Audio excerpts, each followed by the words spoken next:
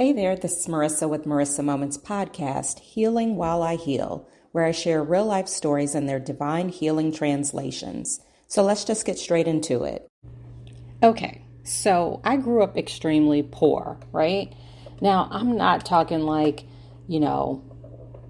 extreme poverty, third world country. Of course, I did grow up in America. I did have shelter. I grew up in an actual house, right?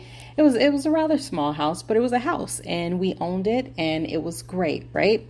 However, I didn't even know that we were really poor, honestly, until I grew up. Until I started seeing other people's things and started sharing stories, and I was like, oh, wow. Or actually, when I would share stories and people would look at me like, oh my God, like, how are you even making it, right? Now, this isn't to shade my mother, because I did grow up in a single parent household, and she did the best she could with what she had, right? And that's why I didn't even recognize the fact that I was actually poor, right? I just knew sometimes I had to wait, or sometimes I couldn't get the things that maybe I wanted, or the things that other people had, or, there were certain things that we had to like cut corners on and everything else that comes along with it, right? But I don't want to focus on that as much as I want to focus on the fact that what the repercussions of growing up in a kind of like poverty or impoverished household. Now, when I say those words, I have to admit that it makes me feel a little bit triggered, because I feel like those labels come with a heavy weight.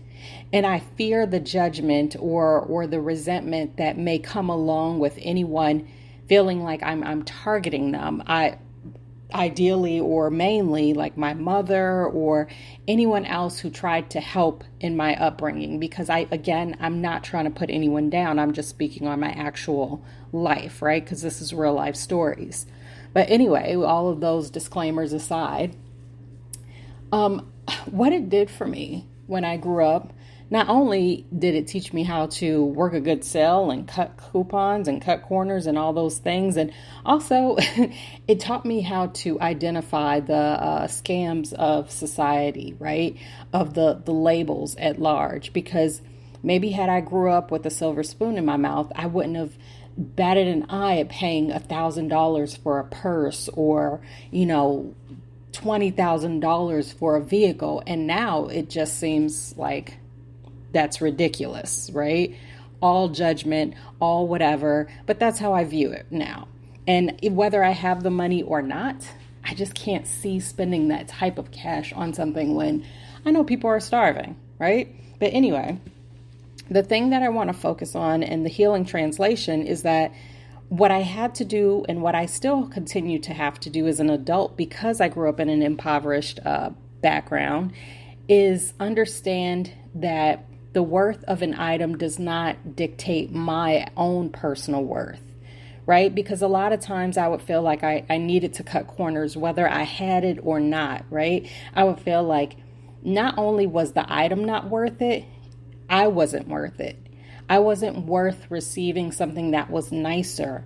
I'd always rather cut corners and buy 5 things from the dollar store as opposed to one thing for $5, right? Because I just couldn't see it. I couldn't see it for myself. It wasn't about the value that I placed on the item. Again, it was about the value that I placed on myself. I hope you're picking up what I'm putting down, because oftentimes when we grow up in these impoverished households and we have this poverty mentality, we cut ourselves off at the knees when it comes to potential abundance, right? It's like anytime an opportunity does present itself, then we probably either one are looking for the angle. Like, what's your angle, chief? Like waiting for the other shoe to drop, because if it's too good to be true, then what? It probably is, right? So then we end up blocking our own blessings because we still have this poverty mindset. And it's taken a lot. It's taken a lot of work. It's taken a lot of effort to draw myself up out of there. Because yes, I do now recognize that I can maybe get dessert with the meal. And it may seem like something small to someone who grew up with that type of situation and circumstance. But for someone who, always knew to, if you get full, eat the meat because that's what costs, right? Leave the bun to the side. We were on the keto diet before I even knew about a keto diet because of financial reasons. So all of that to say this, and refocusing, is that you just have to learn and understand that money does not dictate who you are. Just because you have it or you don't have it, it doesn't say who you are and what status you can carry and all of these types of things. That's that public programming, that societal programming that says to make money into our gods, right? It's giving us that false idolatry of the almighty dollar, because if we got it, then we got it. Again, I'm talking in circles here, but I hope you're picking up what I'm putting down, because regardless of your background, regardless of your upbringing, money does not say who you are. It does not determine your worth. You determine your own worth. So if you walk around with the mindset that you're not worthy of XYZ, then you're blocking your own abundance and blessings.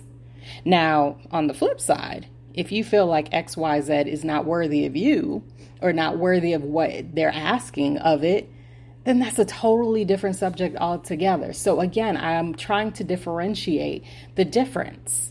Know your own worth. Don't block your own blessings just because you grew up in a situation and circumstance that said that you weren't worth it, or that you were incapable of receiving those types of blessings, or because you always felt like if something good walked in the door, then it had some sort of ulterior motive behind it, right?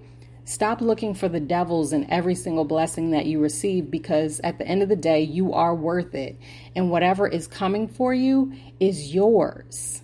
So start trusting in it, start accepting your divinity, and start accepting your higher worth.